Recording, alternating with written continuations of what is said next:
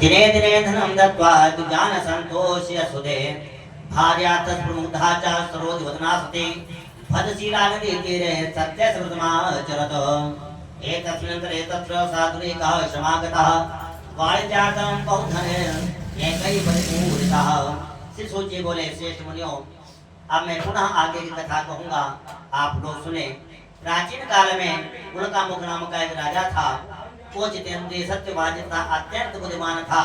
वो विद्वान राजा प्रतिदिन देवालय जाता और ब्राह्मणों को धन देकर संतुष्ट करता था।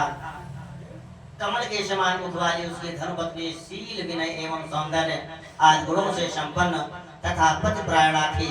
राजा एक दिन अपनी धर्मपत्नी के साथ भद्रशिला नदी के तट पर शीर्ष का व्रत कर रहा था। उसी समय व्यापार के लिए अनेक प्रकार की पुष्कल धन राशि से संपन्न एक साधु बड़े वहां आया। भद्रशिला नदी के तट पर नाव को स्थापित कर वो राजा के समीप गया और राजा को उस व्रत में दीक्षित देकर विनय पूर्वक पूछने लगा। क्या पूछता है? साधुवाच किमिदं कुरुषे राजन भक्ति योगेन चेतसा प्रकाशम कुरुतः सर्वं श्रोतुमिच्छामि साम्प्रतम्। साधु ने कहा, राजन, आप भक्ति युक्त चित्त से क्या कर रहे हैं? कृपया वो सब बताइए, इस समय मैं सुनना चाहता हूँ। राजो बाजो, राजा कहते हैं, पूजनम क्रियते साधो विष्णोरतुलतेजसः व्रतं च सुननैः साधं पुत्राद्यावाप्ति कामया। राजा बोले, हे साधु, पुत्र आदि की प्राप्ति की कामना से अपने बंधु बांधवों के साथ मैं अतुल तेज संपन्न भगवान विष्णु का व्रत एवं पूजन कर रहा हूँ। भूपस्य वचनं श्रुत्वा साधो प्रोवाच सादरम् सर्वं कथय मे राजन् करिष्येऽहं तवोदितं ममापि सन्ततिर्नास्ति हे तस्मात् जायते ध्रुवं ततो निवृत्तिवाणिज्यात् सानन्दो गृहमागतः। राजा की बात सुनकर साधु ने आदर पूर्वक कहा, राजन, इस विषय में आप मुझे सब कुछ विस्तार से बतलाइए। आपके कथनानुसार मैं व्रत एवं पूजन करूंगा। मुझे भी संतति नहीं है, इससे अवश्य ही संतति प्राप्त होगी, संतान की प्राप्त होगी। ऐसा विचार कर वो व्यापार से निवृत्त हो आनंद पूर्वक अपने घर आया। उसने अपनी भार्या से संतान प्रदान करने वाले इस सत्यव्रत को विस्तार पूर्वक बताया तथा जब मुझे संतान की प्राप्त होगी तब मैं इस व्रत को करूंगा। इस प्रकार उस साधु ने अपनी भार्या लीलावती से कहा। क्या? एकस्मिन् दिवसे तस्य भार्या लीलावती सती भर्तृयुक्तानंद चित्ता भवद धर्म परायणा गर्भिणी सा भवत्तस्य भार्या सत्य प्रसादतः दशमे मासे वै तस्या कन्या रत्नं जायत दिने दिने सा वृद्धे शुक्ल पक्षे यथा शशि नाम्ना कलावती चेति तन्नाम करणं कृतं ततो लीलावती प्राह स्वामिनां मधुरं वचः न करोषि किमर्थं वै पुरा संकल्पितं व्रतम्। एक दिन उसकी लीलावती नाम की सती साध्वी भार्या पति के साथ आनंद चित्त से ऋतुकालीन धर्माचरण में प्रवृत्त हुई और भगवान श्री कृष्ण की कृपा से उसकी वो भार्या गर्भिणी हुई। 10वें महीने में उससे कन्या रत्न की उत्पत्ति हुई और वह शुक्ल पक्ष के चंद्रमा की भांति दिन प्रतिदिन बढ़ने लगी। उस कन्या का कलावती यह नाम रख गया। इसके बाद एक दिन लीलावती ने अपने स्वामी से मधुरवाणी में कहा, आप पूर्व में संकल्पित स्नान के व्रत को क्यों नहीं कर रहे हैं? साधु कहता है, विवाह समये त्वस्याः करिष्यामि व्रतं प्रिये इति भार्यां समाश्वास्य जगाम नगरं प्रति ततः कलावती कन्या प्रवृद्धे पितृवेश्मनि दृष्ट्वा कन्यां ततः साधुर् नगरे सखिभिः सह मंत्रयित्वा दूतं प्रेषयामास धर्मविदः। साधु बोला, प्रिय, इसके विवाह के समय व्रत करूंगा। इस प्रकार अपनी पत्नी को भली भांति आश्वस्त कर वो व्यापार करने के लिए नगर की ओर चला गया। इधर कन्या कलावती पिता के घर में बढ़ने लगी। तदंतर धर्म के साधु ने नगर में सखियों के साथ कीला करती हुई अपनी कन्या को विवाह योग्य देखकर आपस में मंत्रणा करके कन्या के विवाह के लिए श्रेष्ठ वर का अन्वेषण करो। ऐसा दूत से कहकर शीघ्र ही उसे भेज दिया। उसकी आज्ञा प्राप्त करके दूत कांचन नामक नगर में गया और वहां से एक वणिक का पुत्र लेकर आया। उस साधु ने उस वणिक के पुत्र को सुंदर और गुणों से संपन्न देखकर अपनी जाति के लोगों तथा बंधु बांधवों के साथ संतुष्ट चित हो विधान से वणिक पुत्र के हाथ में कन्या का दान कर दिया। ततो भाग्यवशात्तेन विस्तृतं व्रतमुत्तमं विवाह समये तस्यास्तेन रुष्टो भवत्प्रभो तथा कालेन नियतो निज कर्म विशारदः वाणिज्यार्थं तथा शीघ्रं जमादसेतो वणिक रत्नसारपुरे रम्ये गत्वा सिन्धु समीपतः वाणिज्यां करोत् साधुर्जामात्रा श्रीमता सह ततो गतो नगरे रम्ये चन्द्रकेतुर्निपश्य च एतस्मिन्नेव काले तु सत्यनारायणः प्रभो भ्रष्ट प्रतिज्ञमालोक्य शापं तस्मै प्रदत्तवान् दारुणं कठिनं च स महद्दुःखं भविष्यति। उस समय वो साधु बड़े दुर्भाग्यवश भगवान का वो उत्तम व्रत भूल गया।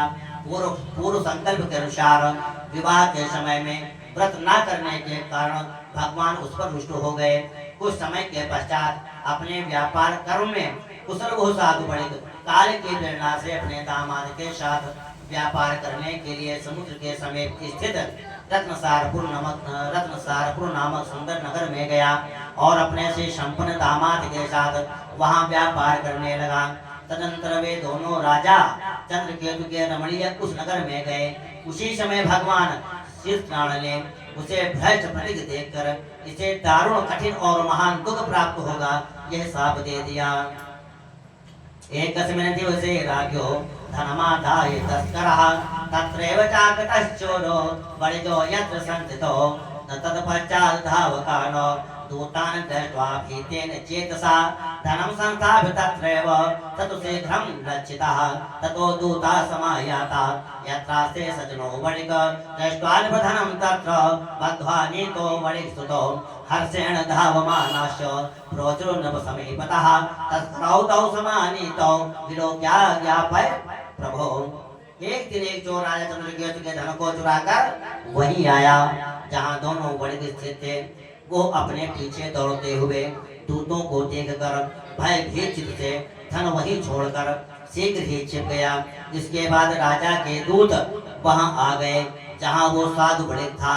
वहां राजा के धन को देखकर वे दूत उन दोनों वणिक पुत्रों को बांधकर ले आए और हर्षपूर्वक दौड़ते हुए राजा से बोले, प्रभु हम दो चोर पकड़ लाए हैं, इन्हें देखकर आप आज्ञा दें। राजा की आज्ञा से दोनों शीघ्र ही दृढ़ता पूर्वक बांधकर बिना विचार किए महान कारागार में डाल दिए गए। भगवान सत्यदेव के माया से किसी ने उन दोनों की बात नहीं सुने और राजा चंद्रकेतु ने उन दोनों का धन भी ले लिया। तच्छापाचतयोर्गे हे भार्या चैवादि दुःखिता चौरेणा प्रथम सर्वं गृहे यच्चितं धनम् आदि व्याधि समायुक्ता क्षुत् पिपासादि दुःखिता अनिचिंता परा भूत्वा बभ्राम च गृहे गृहे कलावती तु कन्यापि बभ्राम प्रतिवासरम् एकस्मिन् दिवसे याता क्षुधाता द्विजमन्दिरम् गत्वा पश्यति व्रतं तत्र सत्यनारायणश्च उपवेश कथां श्रुत्वा वरं प्रार्थितवत्यपि। उन भगवान के शाप से बड़े के घर में उसकी भार्या भी अत्यंत दुखित हो गई और उनके घर में सारा का सारा जो धन था वो चोर ने चुरा लिया। वो लीलावती शारीरिक मानसिक पीड़ाओं से युक्त भूख और प्यास से दुखी हो अन्य की चिंता से दर-दर भटकने लगे। कलावती कन्या भी भोजन के लिए इधर उधर प्रतिदिन घूमने लगी। एक दिन क्षुधा से पीड़ित हो वो कलावती एक ब्राह्मण के घर गई। वहां जाकर उसने शीर्षनाल के व्रत पूजन को देखा। वहां बैठकर उसने कथा सुने और वरदान मांगा। तदंतर प्रसाद ग्रहण करके वो कुछ रात होने पर घर गई। माता कलावती कन्यां कथयामास प्रेमतः पुत्रिरातो सदा गोत्र किं ते मनसि वर्तते। कन्या कलावती प्राह मातरं प्रति सत्वरं द्विजालये व्रतं मातरोद्दिष्टं वाञ्छित सिद्धिदम् तच्छ्रुत्वा कन्यका वाक्यं व्रतं कर्तुं समुद्यता सामुदातो वणिक भार्या सत्यनारायणश्च व्रतं चक्रे सैव साध्वे बन्धुवे सुदने सह भ्रातृजा मातरो च प्रमागच्छेता स्वमाश्रमम् अपराधं च मे भर्तुर्जामातु सन्तुर्मासि प्रत्येनानेन तुष्टोऽसौ सत्यनारायणः पुनः दर्शयामास स्वप्नमहि चन्द्रकेतुं नृपोत्तमं वन्दिनो मोचय प्रातर्वणिजौ नृपसत्तमो देयं धनं च तत्सर्वं गृहीतं यत् त्वयाधुना नो चेत् त्वां नाशिष्यामि सराजधनपुत्रकम्। माता लीलावती ने कलावती कन्या से प्रेम पूर्वक पूछा, पुत्री रात में तू कहाँ रुक गई थे, तुम्हारे मन में क्या है? कलावती कन्या ने तुरंत माता से कहा, माँ मैंने एक ब्राह्मण के घर में मनोरथ प्रदान करने वाला व्रत देखा है।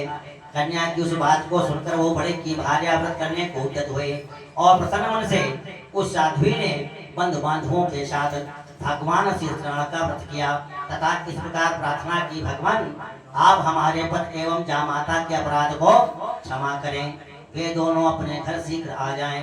इस व्रत से भगवान सत्यनारायण पुनः संतुष्ट हो गए तथा उन्होंने नृपश्रेष्ठ चंद्रकेतु को स्वप्न दिखाया और स्वप्न में कहा, नृपश्रेष्ठ प्रातः काल दोनों बड़कों को छोड़ दो और वो सारा धन भी दे दो जो तुमने उनसे समय ले लिया है, अन्यथा राज्य धन एवं पुत्र सहित तुम्हारा सर्वनाश कर दूंगा। हेमाभासि राजानं धन्यगम्यो भवत् प्रभु। तथा प्रभात समय राजा चसुदनैः सह उपविश्य सभा मध्ये प्राह स्वप्नं जनं प्रति बद्धो महाजनो शीघ्रं मोचयितौ वणिसुतौ। इतराज्ञो वचः श्रुत्वा मोचयित्वा महाजनौ समानीय नृपस्याग्रे प्राहुस्ते विनयान्विताः। अनितौ दो वणिपुत्रो मुक्तो निगडबन्धनात्। ततो महाजनो नत्वा चन्द्रकेतुं नृपोत्तमं स्मरन्तो पूर्ववृत्तान्त नोच दुर्भरविह्वलो। राजा वणिसो वीक्ष वचः प्रोवाच सादरं। राजा से स्वप्न में ऐसा कहकर भगवान सत्यनारायण ध्यान हो गए।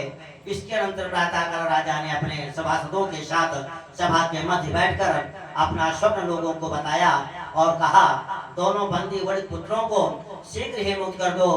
राजा की ऐसी बात सुनकर वे राजपुरुष दोनों महाजनों को बंधन मुक्त करके राजा के सामने लाकर विनय पूर्वक बोले, महाराज बेड़ी बंधन से मुक्त करके दोनों बड़े पुत्र लाए गए हैं।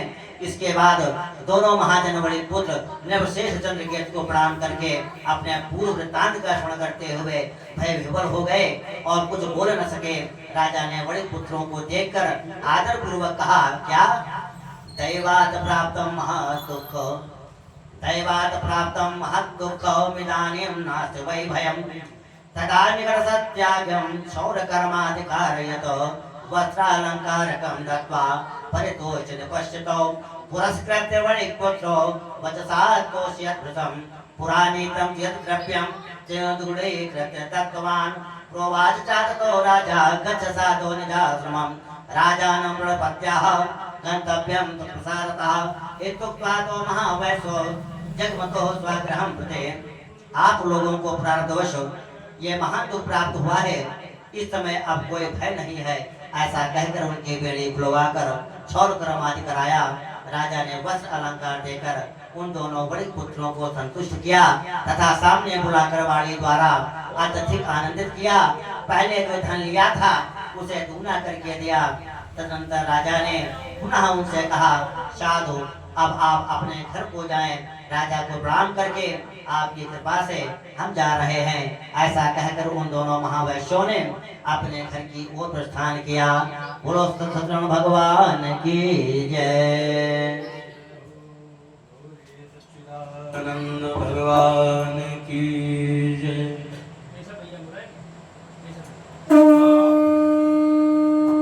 आवश्यक सूचना, जहां तक हमारी आवाज पहुंच रही है, सभी लोग भगवान सत्यनारायण की सामूहिक कथा में सादर आमंत्रित हैं।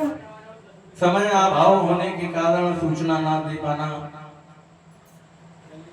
यदि इसको आप गलती समझते हैं तो ये गलती हमसे हुई है। और सभी से निवेदन है, जहां तक हमारी आवाज पहुंच रही है, आज यहाँ से भगवान सत्यनारायण की कथा का शुभारंभ हुआ है।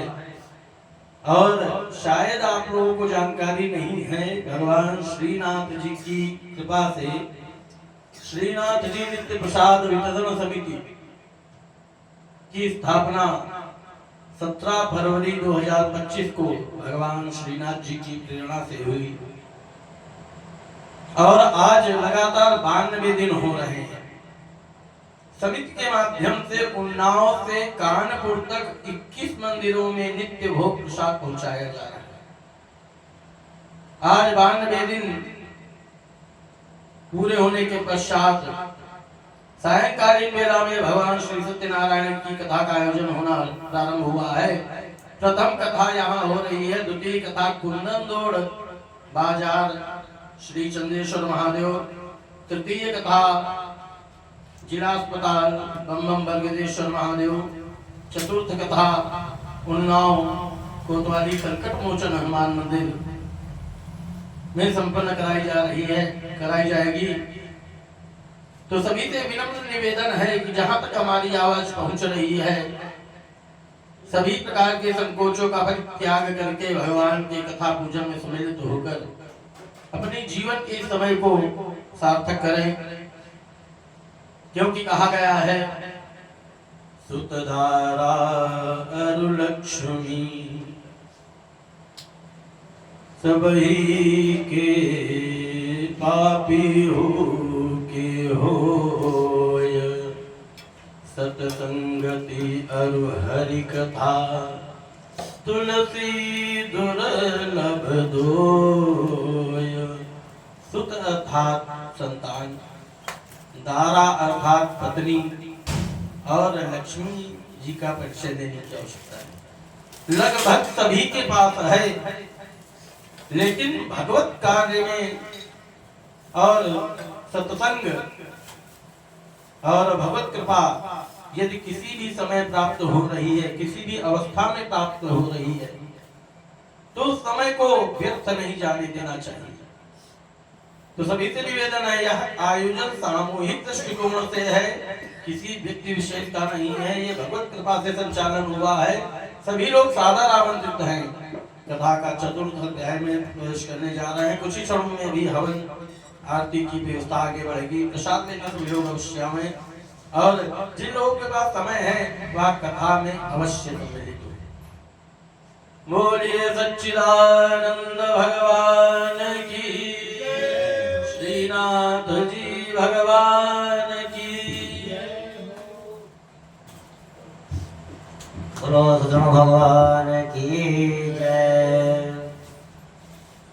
सोतवाच यत्रां गुरुवान् साधु मंगलायन पूर्विकाम् ब्राह्मणे भोजनं दत्त्वा तदा तु नरम्यो यद्दूरे गते साधो सत्यनारायणा प्रभो जिज्ञासा कृतवान् साधो किमस्ति तव नोषितं ततो महाजनो मत्तो हेलया च प्रास्य वै कथं पृच्छति भोजनं मोदानं नेतुं किमिच्छसि तथा पत्रादिकं चैव वर्तते तरणो मम निष्ठुरं च वचा श्रुत्वा सत्यं भवतु ते वचाहं। श्रुत जी बोले, शिशु जी बोले, साधु बढ़कर मंगलाचरण कर और ब्राह्मणों को धन देकर अपने नगर के लिए चल पड़ा। साधु के कुछ दूर जाने पर भगवान स्नान की उसकी सतता की परीक्षा के विषय में जिज्ञासा हुई।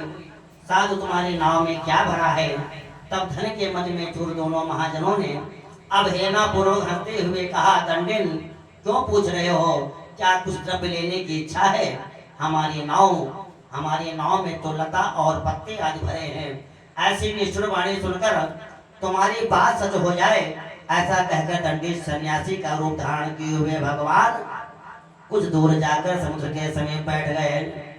गते दंडिन साधुष कृतनित्य क्रियस्तदा उत्थितां तरणीं दृष्ट्वा विस्मयं परमं जयो दृष्ट्वा लतादिकं चैव मूर्छितो न्यापतत् भूयि लब्धसंज्ञो वणिक्पुत्रस्ततश्चिन्तान् विदो भवतः तथा दुदोहितो कान्तो वचनं चेतं ब्रवीत किमर्थं क्रियते शोकः शापो तत्र च दण्डिनः शक्यते तेन सर्वं हि कर्तुं च न संशयः अतत्तच्छरणं यामो वाञ्छितार्थो भविष्यति। दंडी के चले जाने पर नित्य क्रिया करने के पश्चात उतराई हुई जल में ऊपर की ओर उठी हुई नौका को देखकर साधु बढ़कर अत्यंत आश्चर्य में पड़ गया और नाव में लता और पत्ते आदि को देखकर मूर्छित हो पृथ्वी पर गिर पड़ा। सचेत होने पर बड़ी पुत्र चिंतित हो गया। तब उसके दामाद ने इस प्रकार कहा, आप शोक क्यों करते हैं? दंडी ने साथ दे दिया है। इस स्थिति में इस स्थिति में वे ही चाहें तो सब कुछ कर सकते हैं, इसमें संशय नहीं। अतः उन्हीं की शरण में हम चले, वही मन की इच्छा पूर्ण होगी। दामाद जामाता की बात सुनकर वो साधु बढ़कर उनके पास गया और वहां दंडी को देखकर उसने भक्ति पूर्वक उन्हें प्रणाम किया तथा आदर पूर्वक कहने लगा, आपके सम्मुख मैंने जो कुछ कहा है, असत्य भाषण रूप अपराध किया है, आप मेरे उस अपराध को क्षमा करें। ऐसा कहकर बारंबार प्रणाम करके वो महान शोक से व्याकुल हो गया। प्रोवाच वचनम दंडे विलपंतम विलोक्य च मारो देशो मदवाक्यम मम पूजा बहिर्मुखा ममाज्ञया च दुर्बुद्धे लब्धं लोकं मुहुर्मुहुः तच्छ्रुत्वा भगवत वाक्यं स्तुतिं कर्तुं समुद्यतः। दंडी ने उसे रोता हुआ देखकर कहा, हे मूर्ख, रो मत, मेरी बात सुनो। मेरी पूजा से उदासीन होने के कारण तथा मेरी आज्ञा से ही तुमने बारंबार दुख प्राप्त किया है। भगवान की ऐसी वाणी सुनकर वो उनके स्तुति करने लगा। साधुवाच तन्माया मोहिता सर्वे ब्रह्माद्यास दिवोकसा ना जानन्ति गुणान् रूपं तवाश्चर्यमिदं प्रभो मूढोऽहं त्वां कथं जाने मोहितस्तव माया सेद पूजयिष्यामि यथा विभो विस्तरे पुरावित्तं सर्वं त्राहि मां शरणं शरणागतं श्रुत्वा भगवतं वाक्यं परितुष्टो जनार्दनः। साधु ने कहा, हे प्रभु, ये आश्चर्य की बात है कि आपकी माया से मोहित होने के कारण ब्रह्मादि देवता भी आपके गुणों और रूप को यथावत रूप से नहीं जान पाते, फिर मैं मूर्ख आपकी माया से मोहित होने के कारण कैसे जान सकता हूँ। आप प्रसन्न हो, मैं अपने धन संपत्ति के अनुसार आपकी पूजा करूंगा।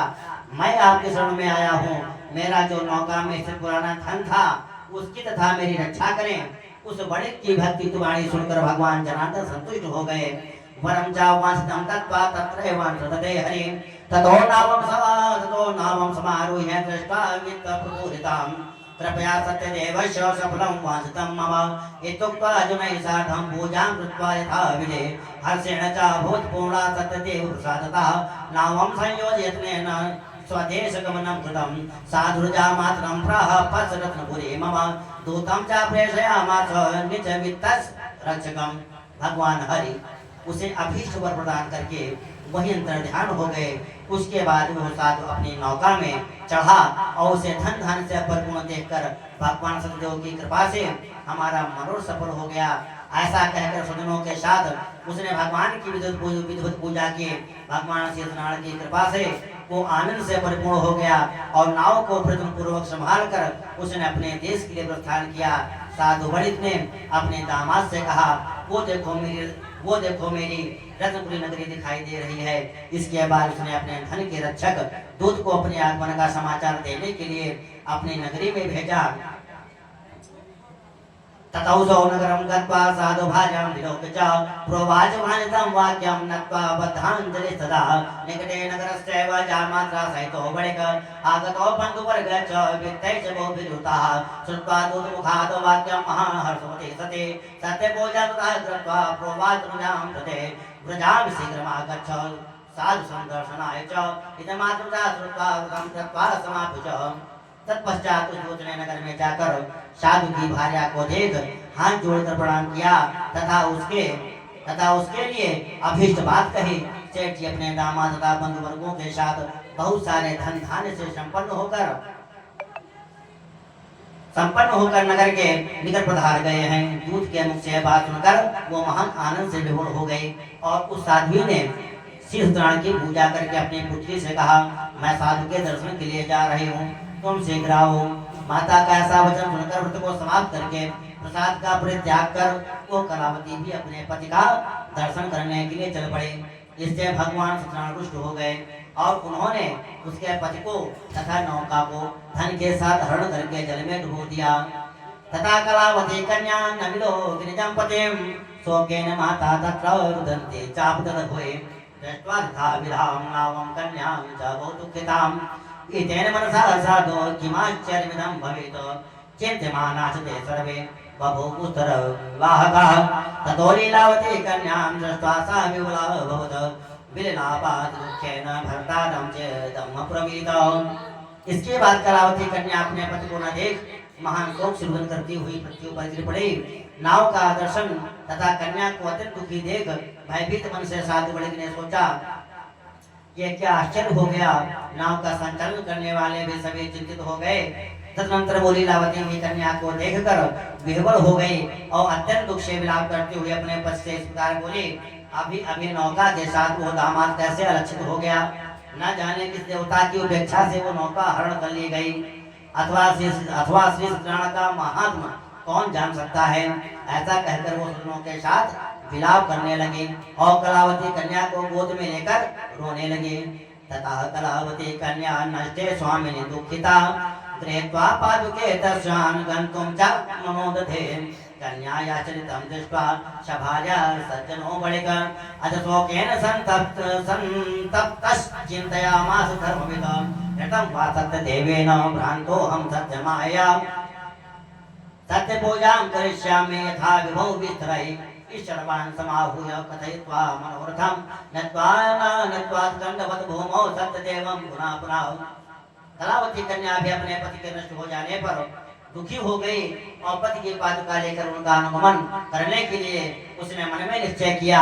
कन्या के इस प्रकार के आचरण को देख भार्या सहित धर्म के साथ बढ़कर अत्यंत शोक संतप्त हो गया और सोचने लगा, या तो भगवान सत्यनारायण ने ये दामाद के साथ धन धान्य भरी इस नौका का अपहरण किया है, अथवा हम सभी भगवान सत्यदेव की माया से मोहित हो गए हैं। अपनी धन शक्ति के अनुसार मैं भगवान सत्यनारायण की पूजा करूंगा। सभी को बुलाकर स्वीकार कहकर उसने अपने मन की इच्छा प्रकट की और बारंबार भगवान सत्यदेव को दंडवत प्रणाम किया। इससे तीनों के परिपालक भगवान सत्यदेव प्रसन्न हो गए। भक्त वैष्णव भगवान ने कृपा पूर्वक कहा, तुम्हारी कन्या प्रसाद छोड़कर अपने पति को देखने चली आई है। निश्चय ही इसी कारण उसका पति अदृश्य हो गया है। यदि घर जाकर प्रसाद ग्रहण करके वो पुनः आए तो हे साधु, तुम्हारी पुत्री पति को प्राप्त करेगी, इसमें संशय नहीं। कन्यका तादृशं वाक्यं श्रुत्वा गगनमण्डलात् क्षेत्रं तथा गृहं गत्वा प्रसादं च बुभुधसा। पश्चात् सा पुनरागत ततः सुजनं पतिं तथा कलावती कन्या जगाद पितरं कृते। इदानीं च गृहं याहि विलम्बं पुरुषे कथम्। कन्या कलावती भी आकाश मंडल से ऐसी वाणी सुनकर सीधे घर गई और उसने प्रसाद ग्रहण किया। पुनः आकर सज्जनों तथा अपने पति को देखा। तब कलावती कन्या ने अपने पिता से कहा, अब तो घर चले, विलम्ब क्यों कर रहे हैं। कन्या की वो बात सुनकर बड़े पुत्र संतुष्ट हो गया और विधि से भगवान सत्यनारायण का पूजन करके धन तथा बंधु बांधवों के साथ अपने घर गया। तदनंतर पूर्णिमा तथा संक्रांत पर्वों पर भगवान सत्यनारायण का पूजन करते हुए इस लोक में सुख भोग कर अंत में वो सत्यपुर वैकुंठ लोक में चला गया। बोलो सत्यनारायण भगवान की जय।